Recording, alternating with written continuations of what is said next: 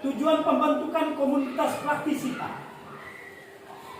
Itu yang pertama itu mengedukasi anggota dengan mengumpulkan berbagai informasi yang berkaitan dengan masalah dan pertanyaan tentang praktik pengajaran dan pembelajaran. Jadi di sini kita pertama itu mengumpulkan data-data menyangkut dengan masalah-masalah yang kita hadapi selama ini, yang berhubungan dengan pembelajaran di kelas, kemudian berhubungan dengan masalah-masalah yang ada di sekolah kita ini. Kemudian yang kedua, memberi dukungan pada anggota melalui interaksi dan kolaborasi sesama anggota. Jadi di sini kita berkolaborasi, bekerja sama, saling melengkapi, menutupi apa yang menjadi kekurangan atau kendala kita. Itu dia punya pengertian dengan tujuan dari pembentukan komunitas praktisi. Kemudian lanjut, saya serahkan kepada Ibu Yulianti Octavia. Ada lagi yang ketiga itu mengintegrasikan pembelajaran yang didapatkan dengan apa itu? Pekerjaan sehari-hari. Jadi itu kita mengintegrasikan pembelajaran yang didapatkan dengan pembelajaran kita sehari-hari. Jadi kita dapat mempraktekkan itu sesuai dengan apa yang sudah kita lakukan bersama. Itu tujuan dari komunitas praktisi. Yang berikut ada 3. Selanjutnya dari Ibu Yuli bisa menjelaskan tentang karakter komunitas praktisi itu seperti apa. Kepada Ibu Yulianti Octavia saya persilakan. Terima kasih atas kesempatan yang diberikan. Karakter komunitas praktisi yang akan kita bentuk ini, yang pertama itu berbagi masalah dan mengembangkan proses untuk mencari penyelesaian masalah. Jadi kita di sini kita sharing setiap masalah, khususnya masalah pembelajaran itu kita sharing. Kemudian bagaimana prosesnya untuk mencari penyelesaiannya. Yang kedua itu merumuskan tindakan untuk menyelesaikan masalah. Yang berikut, yang ketiga itu berbagi pengalaman menjalankan praktik baik. Praktik baik apa yang kita jalankan selama ini, mungkin kita berbagi dengan teman-teman. Kemudian karakter komunitas praktisi yang keempat, itu kita merefleksikan tindakan-tindakan yang sudah diambil untuk melakukan perbaikan. Di sini juga harus ada refleksi. Yang kelima itu mendokumentasikan kegiatan dan produk para anggotanya untuk bareng belajar. Nah, untuk realisasi karakter dan komunitas praktisi itu selengkapnya dijelaskan oleh rekan kita Pak Hans. Ya. Baik, terima kasih. Jadi ada 5 realisasi karakter komunitas praktisi. Jadi yang pertama yang kita sudah ketahui sebelumnya itu berbagi masalah dan mengembangkan proses untuk mencari penyelesaian masalah. Jadi masalah itu kita dapat dari mana? Masalah itu mungkin kita dapat dari forum Dewan Guru, rapat bulanan Dewan Guru, atau masalah itu juga kita bisa dapat dari hasil bincang-bincang. Misalnya waktu kita istirahat, kita minum kopi, mungkin kita punya masalah apa? Kan kita sering buat begitu. Kita mengeluh tentang anak, atau kita mengeluh tentang bagaimana kita memberikan nilai. Itu yang kita tidak usah cari jauh-jauh. Kita dapatkan masalah itu dari hasil komunikasi kita selama ini. Jadi tidak hanya di rapat, tapi juga kita bisa bincang-bincang. Jadi itu masalahnya. Jadi saya dengar banyak sekali masalah, tapi kami belum mengambil langkah karena kami belum membentuk komunitas praktisi. Jadi komunitas praktisi itu berbagi masalah bukan hanya dari calon guru penggerak, tetapi kita semua. Nah, terus yang berikut, bisa juga masalah itu didapat dari observasi kelas. Ya. Observasi kelas itu misalnya, mungkin kami punya masalah mengajar di dalam kelas, misalnya anak-anak begitu ada masalah, dan kami mengajak salah satu rekan guru yang bisa memberikan penilaian terhadap kami. Jadi tidak selamanya harus dari pemangku kepentingan sini, pemangku ya kepentingan ini misalnya kepala sekolah atau pengawas, tapi juga bisa dari rekan guru. Dia memberikan observasi tentang bagaimana kita mengajar di dalam kelas. Yang berikut yang berkaitan dengan merumuskan tindakan.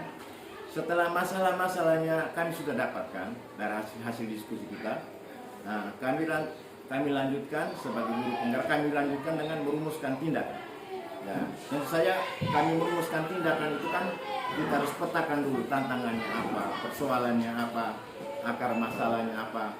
Kalau mungkin salah satu guru sudah coba dan dia berhasil, kami harus misalnya pada pertemuan berikut kami pasti meminta kesediaannya untuk menjadi narasumber. Nah, dalam berkaitan dengan merumuskan tindakan, kami tidak bisa memisahkan diri dari kepala sekolah atau wakil kepala sekolah. Karena dalam merumuskan tindakan kami membutuhkan nasihat-nasihat dari mereka sebelum masuk ke forum yang berikut. Terus nanti setelah masalah-masalah itu sudah dipetakan semua, kita tetapkan tujuan. Nah, setelah tujuannya selesai baru kita mulai menjadwalkan. Kira-kira tujuan yang satu ini tanggal berapa, tanggal 12 seterusnya. Ya, seperti itu. Dan itu maksudnya dari merumuskan tindakan itu. Terus dalam penjadwalannya memang kalau di sekolah lain 1 bulan 2 kali, tetapi kita sini cukup 1 bulan 1 kali. Gitu. Terus yang berikut berkaitan dengan berbagi pengalaman. Nah, berbagi pengalaman itu setelah jadwalnya sudah dibuat, nah kita bisa laksanakan satu jadwal misalnya. Nah, waktu laksanakan satu jadwal itu dia punya kisaran waktunya 10 sampai 15 menit. Meminta narasumber untuk berbicara, membagikan pengalaman. Itu tidak harus berjam-jam, tapi hanya 10 sampai 15 menit. Jadi singkat sekali. Dia membagikan pengalaman. Mungkin masalah ini ada guru kita yang sudah bisa selesaikan, dia bisa bagi kepada kita. Itu maksudnya dari komunitas praktisi, supaya kita saling belajar bersama.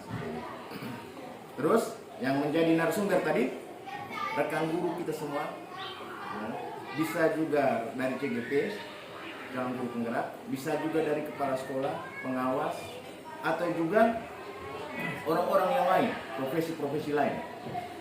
Misalnya dalam pengembangan minat dan bakat dari siswa atau dari murid, kita bisa memanggil narasumber yang lain.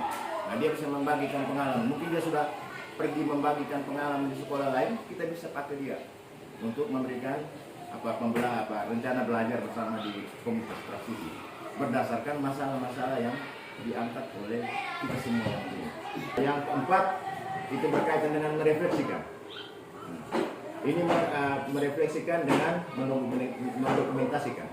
Jadi setelah kita laksanakan kegiatan belajar bersama, kita pasti evaluasi. Kira-kira dalam pelaksanaannya kekurangannya di bagian mana. Nah, evaluasi itu penting untuk kita, supaya kita bisa memperbaiki ke depannya. Setelah itu kita publikasikan. Nah, kita dokumentasikan, publikasikan. Manfaatnya sebagai bahan belajar untuk kita semua. Setelah itu, ini satu hal yang ditambahkan itu bahwa harus ada kegiatan refleksi. Refleksi itu maksudnya setelah kita laksanakan, bagaimana perasaan kita, tantangan-tantangan yang kita hadapi dalam pelaksanaan seperti apa, terus bagaimana kita mengatasinya. Refleksi bersama. Ini yang menjadi kegiatan dari komunitas praktisi. Nah, tentu saja kami mengucapkan banyak terima kasih atas peran dan partisipasi dari para guru, dari yang terhormat Ibu Kepala Sekolah dan yang saya saya banggakan rekan-rekan CGP, dan kami mengucapkan terima kasih kami meminta kesediaan Ibu Kepala Sekolah selaku pemangku jabatan yang ada di SMP yaitu bidang ini untuk memberikan kata sambutan singkat dan membentuk komunitas praktisi ini dengan resmi kepada Ibu. Baik, acara selanjutnya kata sambutan kepala sekolah sekaligus meresmikan pembentukan komunitas praktisi. Kepada Ibu Kepala Sekolah, saya persilakan. Terima kasih untuk waktu yang diberikan. Selamat siang untuk kita semua. Siang. Guru yang saya hormati, siang hari ini kita dapat satu pencerahan